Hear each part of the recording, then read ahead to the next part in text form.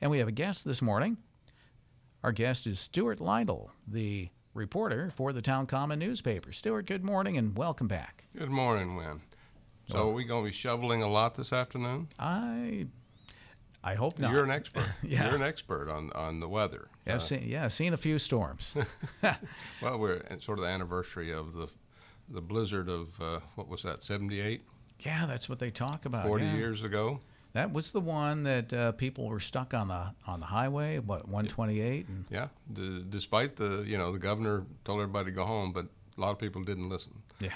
But no, I was conscious of it because that was, I just did a story on Starboard Galley celebrating its 40th anniversary this year.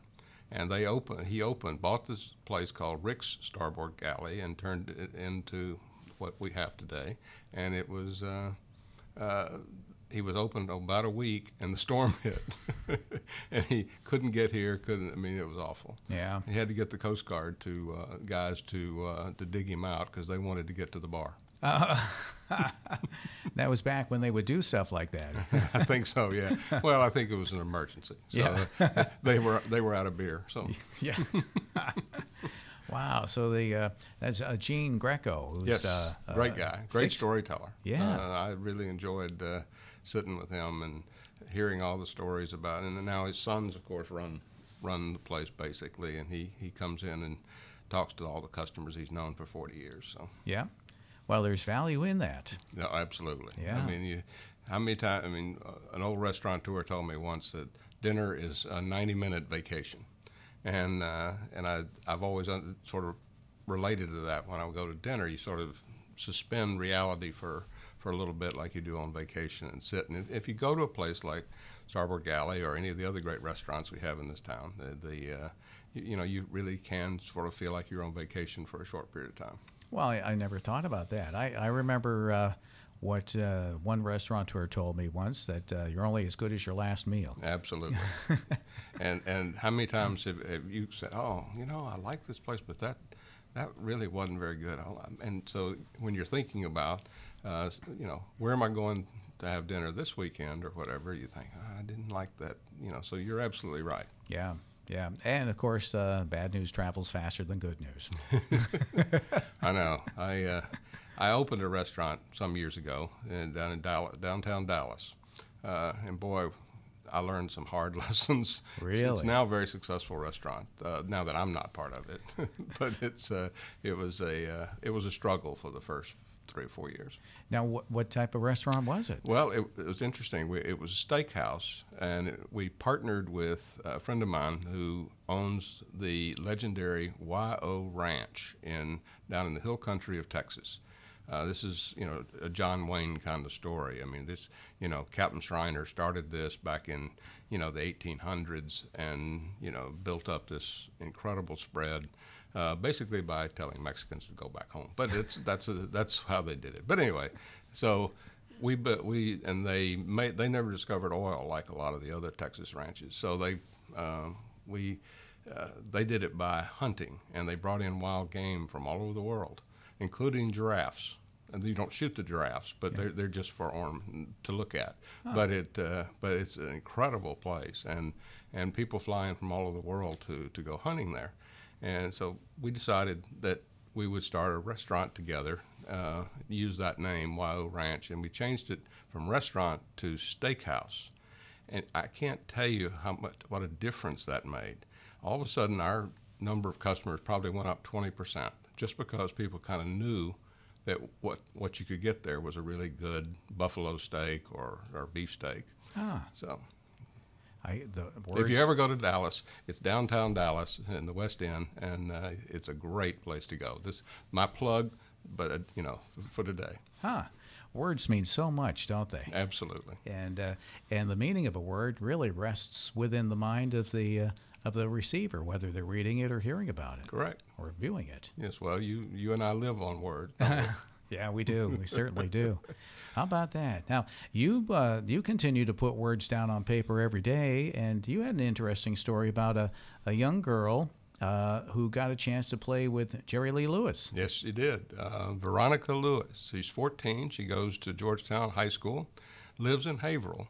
and she has very musical parents, and so they introduced her early to playing the piano, and she fell in love with blues and boogie woogie music. And I really should bring you some of her music.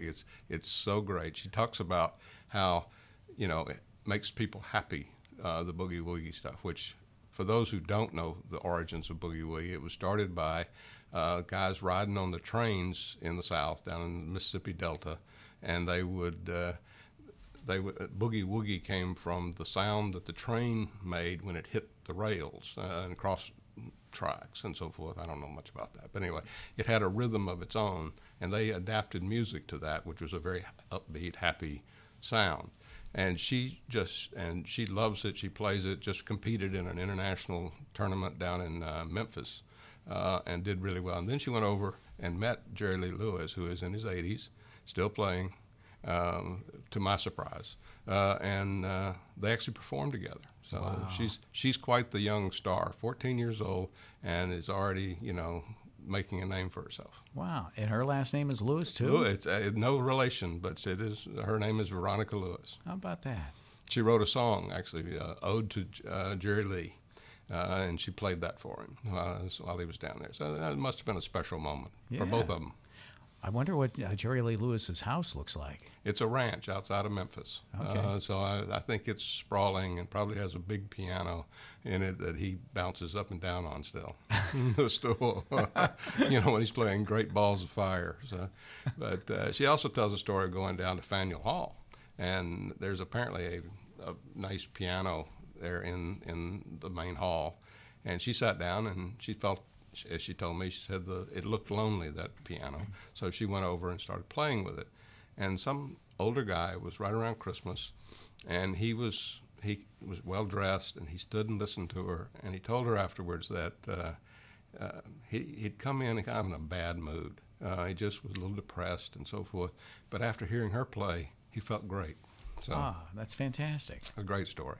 There's also, I'm sure they put it away for the winter, but they brought a piano out in downtown Amesbury. Did they? Yeah, and they put it out there for people just right in the, where the hot dog stand is from time to time, or the Amesbury Chamber of Commerce. Do you know where that is? Oh, yeah, that little archway. Right. They put it right there. That's the little Abner archway, isn't it? Yeah. John Morris brought that story to life. Yeah, that's a great thing. He's another storyteller. Yep, and they've got the amphitheater there, and I don't know how much they use it. I guess in the summer they use it for Amesbury Days, and then they do their movies that they do. I think that's in August. They use it more and more now. Yeah, I think towns need more. We have a lot here in Newburyport. I mean, downtown is Market Square and so forth gets used a lot. I'm always fascinated what we come up with. Oh, definitely. Well, what other stories have you been working with the Town Common? Well, I think it's a good friend of ours is Dyke Hendrickson, former reporter with the Daily News, since retired. And he's writing books now, and he's writing one on the Coast Guard here in New England. And I just wrote about that upcoming book, and he used because the book publishing business, as we all know, is kind of broken at the moment, and he had a great contract, but it didn't pay him any advance money.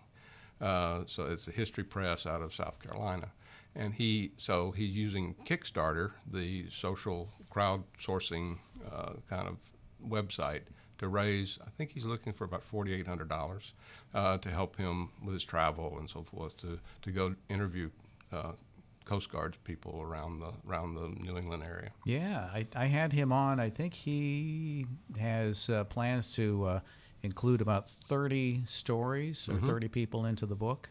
Right, and half of them are women. Yeah. Which he's very proud of, and I think given everything going on in the country with women sort of standing up for themselves more, and he pointed out he didn't know of any military-oriented book that had focused so much on women and their roles in, like, the Coast Guard. And they have a huge role in the Coast Guard. I think he told me 24% of the incoming class at the academy is women. I know every year the Newburyport Rotary Club tends to have a luncheon over there. And yeah, always several women down there, always stationed at Station Merrimack River. That's right. Which I asked him about it. He didn't know why they pronounce it that way, why they call it Station Merrimack River instead of the Merrimack River Station. It's just what they do. I'm sure it's a tradition in the great tradition of Coast Guards, naming things. Maybe he'll be able to find the guys who dug out the starboard galley 40 years ago. They're probably still, still regulars. Greco says that, a lot of, now he has the sons and daughters of some of the original people who came in. So the other story, I think, that's the state Department of Consumer Affairs sent up a nice lady in the Better Business Bureau up to Rowley Senior Center last week and talked to them about how to avoid scams. After listening to them, I mean, you don't want to ever answer the phone. And that's basically the headline I wrote. Unless you know who it is calling, don't answer the phone, because they're going to offer you a trip to, the Caribbean or something like that. Or they're telling you your credit card's screwed up or whatever. It's all designed to identity theft. Yeah. Now, can they? I heard, I could be wrong, but I heard that they record your voice and then they can edit it so they can make you say whatever it is they want you to say. Yeah. So never say yes, it is. Never say anything. Just hang up. Yeah. And so it was a really good program because so many seniors are targeted by this. The most diabolical, I think, one is that they call up and claim to be the police chief and that they've arrested your grandson. Somehow on social media and so forth, they figure out the names and then they call the people and say, we need you to send us some money to bail him out because he doesn't want to tell his parents that he got arrested, and he's calling his beloved grandmother to bail him out. And amazing how many times people fall for that. Yeah. And the solution, they said, is hang up and call the police department and ask them, is my grandson in jail there? And the answer is probably no. He's safely in his bed in college or wherever he is. Yeah. Oh, my gosh. Always something going on. And by working with the Town Common, you're not just limited to any particular town. You can really, 17 towns they cover? Probably, yeah. I've never counted them, but there seems to be all the way from, Wenham and up to Portsmouth. They're not in Portsmouth, but Seabrook. Yeah. And inland, too. The weather's probably going to prohibit it. I'm trying to talk to a lady in Groveland this evening or tomorrow. She's trying to save greyhounds. Because I didn't realize this. So many of the old greyhound tracks are all going out of business. Yeah. I think they were down to like 6 in the country. There used to be, a lot more. And so as a result, there's a lot of greyhounds that need homes. Yeah. I remember when the track was open in Seabrook. It's been closed for quite a few years now. I think animal rights people have stepped in because they didn't think, and they were right, the greyhounds are not well treated in those. And you'd think, it's like they would be the equivalent of Gronkowski and so forth. You want to take care of your athletes, but apparently they don't. Have you, talking about saving animals, have you had a chance to talk with Bethany Groff, and I don't know how she got married, I don't know how you pronounce her last name, Dow or something like that, over at the Spencer Pierce Little Farm in Newbury? No, I love that place. But they have a section that they bring animals in that have been rescued or abandoned, so they take care of them over there. There's a lot of really good. It's so interesting that most of your rescued dogs, interestingly enough, come up here from, my part of the world down south. We breed dogs a lot, but you don't breed them that much in New England. No. And people are looking for dogs. They often take them. My stepdaughter, we got one from Tennessee once. And we thought it was going to be a little dog. It turned out to be about as big as I am. So it didn't work in a small apartment, but anyway. Oh dear! But I've been bumping into a lot of dogs, as you mentioned, coming up from Tennessee and Louisiana, New Orleans, and stuff like that. Yeah. Yeah. Ones that they get trapped by floods or separated from their owners and just get lost. Oh yeah. Well, the hurricanes must be awful for animals. I mean, people are bad enough. It's bad enough on people. Yeah. Now, and have you been over to the? Here I am giving you story idea. Have you been I love over it.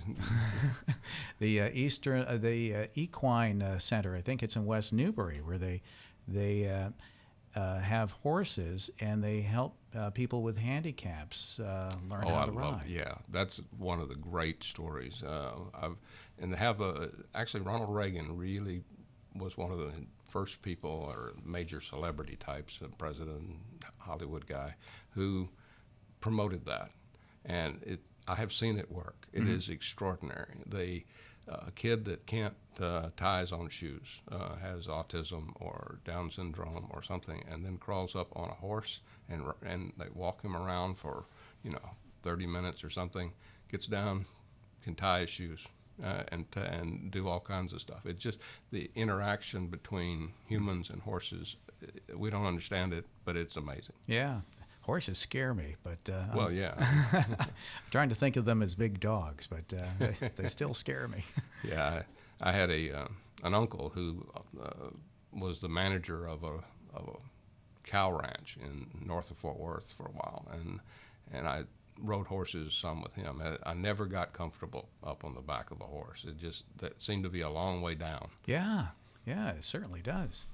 I saw a story too. This was on television, that there's a lady who won the lottery, local lady. She kind of lives close by, but she bowls in a regular league. Every I don't know, every Wednesday or Thursday. That's what she does for recreation. She just enjoys even though she it. won the lottery. Even though she won the lottery, and she could go live in Barbados or someplace. Yeah, likes to live here and just goes and bowls with her teammates. I once heard a minister talk about that and what impact it has, and wouldn't it be so much better if instead of giving people money in the lottery, we would give them a character trait, such as perseverance, which is, if you'd never finished college and you couldn't hold a job, your marriage wasn't good, so forth, if you could win the lottery and get perseverance, and how you come back 10 years later and find the person would have finished college and held his job and his marriage was better, et cetera. So it was a fascinating thought that winning the lottery, we all think that's so great, but sometimes it actually tears your life up. This lady seems to have solved it by saying, okay, I'm going to put that money in the bank and live comfortably. But I'm gonna keep bowling with my friends. Yeah. She was she went through a stretch, but then she got it figured out. Oh, I think that's good that she figured it out. Yeah. I think they ought to bring maybe a financial advisor with them, with the money. I right. think it's sort of like, I'm blanking on his name. The backup to Joe Montana that went on to be a great quarterback. Steve Young. Steve Young. Yeah. Right. Steve Young had basically the first dollar he ever got when he signed, I think, with the Houston Alternative League, other league. Yeah. And he got a big check. I mean, as quarterbacks tend to do, but he basically put it away and lived cheap, and always worked in the off season and things like that. Made himself into a lawyer, and he talked about how he basically had the first money he had ever, and he never went out and bought jewelry and big cars and things like that. Well, I heard that Jay Leno kind of did the same thing. He never spent he cashed the checks, but he never spent it. The money from hosting the Tonight Show. He lived off of his comedy routines, his comedy stands. So he never quit doing that either. Well, and now he owns all those cars. Yeah. Oh dear. I bet that's another story. Antique cars. That must be a story that you've worked on. Oh, the shows that you were involved with before. Yeah, Newburyport. Very successful. And Amesbury as well. They've got a really good one going on in Amesbury now. Actually, the same guy who does the Newburyport one, he works with the city of Amesbury to help organize that one too. and Haley's. Yeah, he does that as well. Oh yeah. I've talked to him. Wes. Yeah, Wes Pettengill. Yeah. You know, and what a name, and he's related to the farm. Oh, definitely. But he's a great guy. Yeah. And does a great job with. I mean, knows his cars. Oh, definitely. He certainly does. And what other stories are you working on? Well, that's every week is, you know, I get to do 2 stories on the front page of the paper every week, and I think this week one of the more interesting things is that we're getting more solar panels on our roofs, and the city's extending the program for another few months so that people can get the discounts. Oh, that's Solarized Newburyport. Solarized Newbury. Okay. You got it. You know. Yeah, I have been noticing more panels up on rooftops. Isn't it going to be nice? I hear that there is in the works a solar panel that actually looks like a roof, instead of being, you know, raised in metal and you know, have the frames and so forth. Yeah. So it's, but no, the city's done a good job on promoting that. Molly Ettenborough does a good job. Yeah, Molly's going to be joining us in a couple of weeks, I think, here on WJOP Radio. Well, you get all the good guests. Well, I try. Yeah, we try to see who's coming in and who's not coming in, and then, you know, if you get 2 stories a week on the front page of the Town Common newspaper, the faster you write those stories, the more time you get to spend on your book that you're writing. That's true. Well, I've had to put my fiction away because I'm actually working on one for a guy who has a fascinating story to tell, how his parents escaped from the Spanish Civil War. And I'm typical American. I know next to nothing about the Spanish Civil War. And it's been very enlightening to be able to read and study what went on and how horrible that war was. It was sort of, they call it the dress rehearsal for World War II, because it had Italy and Germany against Russia, and it was, you know, it was brutal. But these people escaped to Mexico and made a great life for themselves. Started one of the biggest companies in the world. Well, how about that? Yep. So looking forward to that book. Thank you. I'm looking forward to finishing it.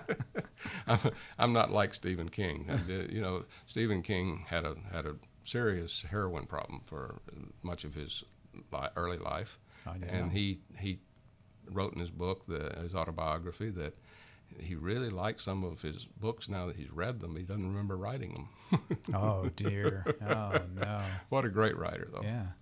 All right. Well, Stewart, we'll have to get you back and swap stories again.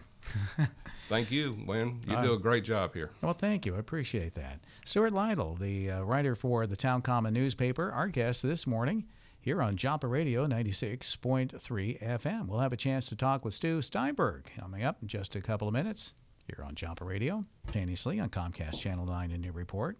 It's Stu Steinberg from E-Rock Tax, 61 Water Street in downtown Newburyport. Stu, good morning. I almost thought Pleasant Street myself. Nice job. Thank you for remembering. Thank you very much. How are we doing today? The day of another snowstorm, apparently. Well, you know, it's an early release day today, so they all got spooked. And I was looking at, and I understand how they have to make the decision and when they have to make the decision, but it looks like the storm's not going to be as bad as they were expecting. It's just going to be kind of gnarly out between, noon and 8 or something like that. Yeah.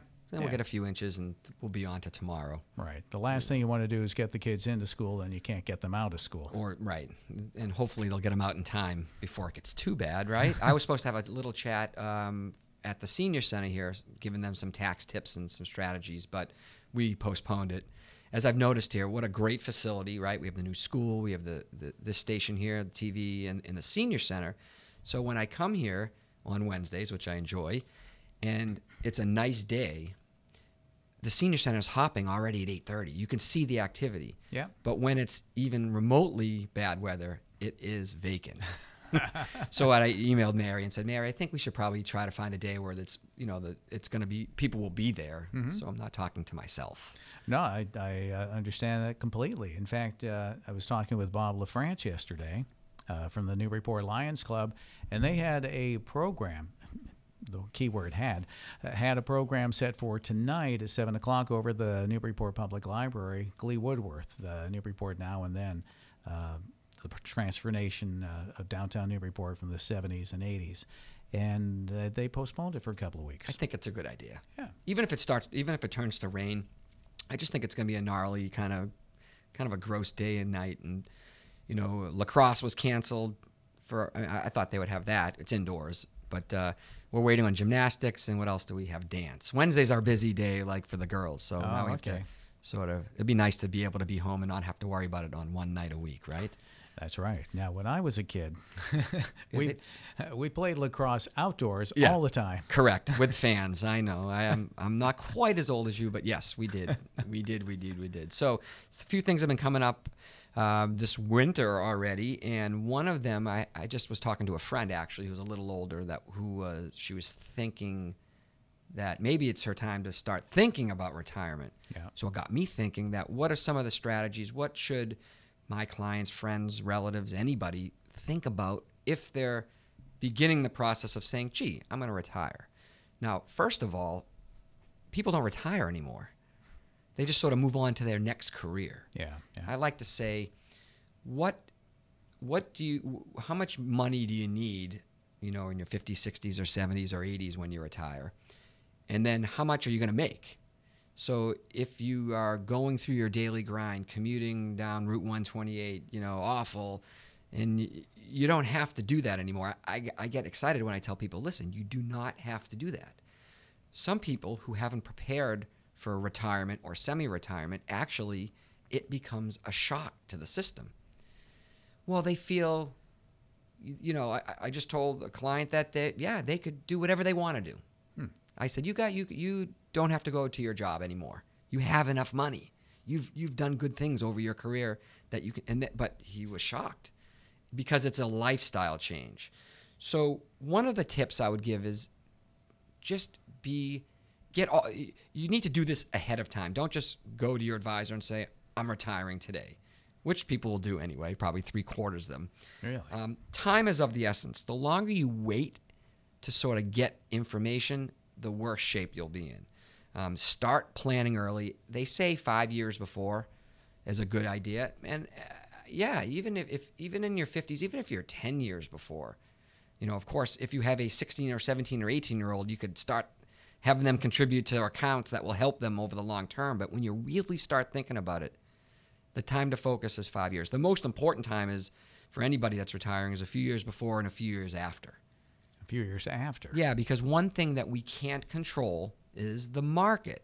Oh, okay. And the timing, it's called sequencing of your returns. So if you're going to make X%, you don't make X every year, right? Sometimes you make more, sometimes you make less. But what happened to someone who would retire, for example, at the very beginning of late 2007 or early 2008? And then the market crashes. Yeah, okay. So you can't control that. I've talked to people that's what happened. Yeah. Well, they have to go back to work. Yeah. I mean, if you retire with this much money and then it crashes, now you only have that much money. Now maybe you're not able to retire, obviously. Yeah. So time is of the essence. Budgeting, make a budget and stick to it. I actually have people who retire who have never made a budget because they're getting this income. They make enough money. They can always pay their bills. Now you have to budget, and you have to budget for things that maybe you didn't think. One family likes red wine, and they don't get the cheapos. So we had to, if you're going to have a bottle of red wine 5 days a week and it costs $40, there's $200 a week. Now you're spending $10,000 a year on wine. So, I know you're laughing, but this is what we have to do. So somebody does that. somebody does do that. Well, if you're going to drink wine, it might as well be good. And I'm not saying you have to spend that much money either. There's plenty of good wines. Go see our friend Jeremy at the Grand Trunk because you don't have to spend that kind of money. But they did. So we actually had to make a budget and make that a line item to account for the fact that's if they're spending that much money, that's very significant. Yeah. People leave that out. So you have to have a budget, and my blog says you have to stick to it. Budgets are made to be broken, but we need to have a framework so we don't get into trouble, obviously. That makes sense? Like, in other words, you retire and then all of a sudden you have all these bills, and then oops, now a month or two later, you have to go into your retirement account. You have to do something that you didn't anticipate because you didn't have the right budget in order. Well, something that throws a monkey wrench into it is prescriptions, for example. Huge. Yeah. I mean, that's the number one concern that retirees have. Not that they're going to pass away, because obviously we're going to all do that, but it's running out of money. And then how would you run out of money? One of the primary concerns is the cost of health care. I mean, who knows what it's going to be? We just renewed our family plan. I don't even want to tell you how much it costs. I know it's still tax deductible, fortunately, but that's another issue. Okay, number 3, understand your life priorities. Sometimes we don't know what we want out of life. So just to say I'm retiring is great. I mean, my dad, hi Dad, if you're listening, he retired, didn't have an exact plan. So except to play golf, which really works, I don't know, 6 months a year up here, and then the other 6 months. I mean, you can play in April and October, November, but it's really not. I mean, the diehards do, but you know what I'm saying? Like, you need to have more than just a plan. So understand your priorities, understand what you want. He obviously figured out his plan in retirement. He's been doing a lot more volunteering at the hospital, so that's wonderful too. But if you don't have an idea what you want to do, sometimes you might, feel like you get hit by a truck because you're sitting around waiting for something to happen. You don't have to go to that job anymore, that daily grind. So have your priorities in order. And then understand how your financial planner can help you.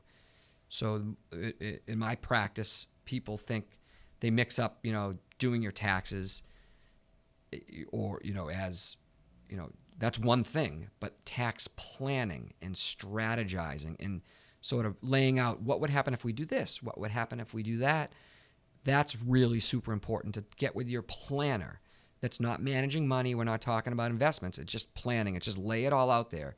What are my strategies for retirement? What are my strategies for gifting money to kids or charitable organizations? What are my strategies for traveling, vacations? You really have to have an idea of what you're thinking about so that your people that you're trusting to help you will be able to help you efficiently. And I always say the more I know about you, the more I'll be able to help you, obviously. That's right.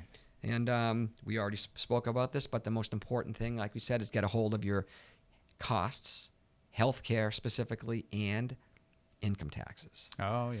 Yeah, Oh, you got to pay, You got to pay. Yeah. We all do. We all pay our fair share, hopefully. And here in Newburyport, we have police and fire and education and clean streets and snow removal and trash and all that kind of stuff. So that's what we pay these taxes for.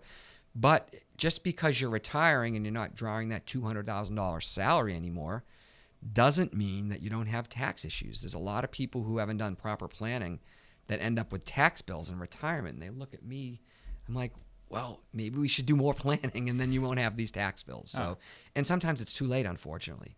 Sometimes something you set up in your 30s or 40s or 50s or whatever, then you take it out and it's taxable 100%. So there's ways around that. There's ways to just strategize in advance to make sure you don't get, a little smack to the face that you didn't think that you were going to get in retirement. That's right. And again, taxes are not going away.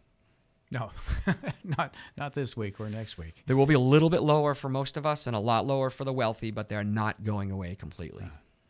Talking about retirement, what do you think about Tom Brady? We were just talking about that, while I was waiting to get in here this morning, I was trying to pull up his stats for the last 2 Super Bowls. I mean, why would anybody? Okay, if he wants to retire because he wants to be with his family and he's had enough, that's totally. I'm ready. By the way, I had enough. We've won all these years. I'm satiated. I personally have had enough at this point. If we keep winning, wonderful. If we don't, that's fine. But for him to, for that people to question his retirement. By the way, Tom, if you need some help in retirement, even a little bit, he is not only playing the best in the league, but the best of all time still. I mean, he threw for, what did he throw for? 900 and something yards, almost 1,000 yards in the last 2 Super Bowls. One was 505 and one was 460, I think.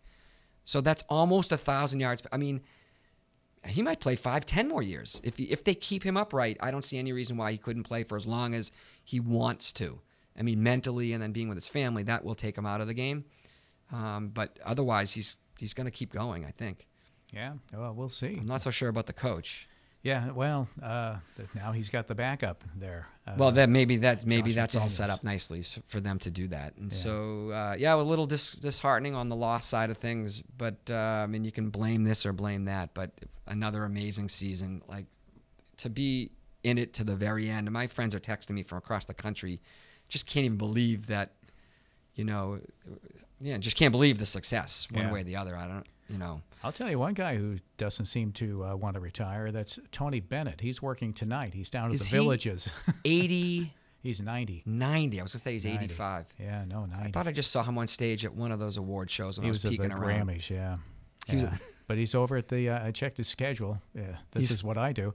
And, he's at the Villages tonight. So he's touring. Oh, yeah. So does he have to pay taxes to those different states that he's touring in? Probably, the states and maybe even the communities, too. In the communities, yeah. Florida has no state tax, but there's definitely states that he would have to pay, and then maybe even city or local taxes. Like the bands that come into New York City, they have to pay local tax, city tax, and state tax. So, and there's another person that will play here from time to time in the morning, John Pizzarelli, who he's a guitar player, and his wife is a singer as well too. But he's doing a jazz cruise, so he's out on the ocean right now. International waters. So where's that? That's tax international. money go to? Yeah, that's another good. Maybe I'll look that one up for next week. But that's definitely international if they're out far enough away from the coast.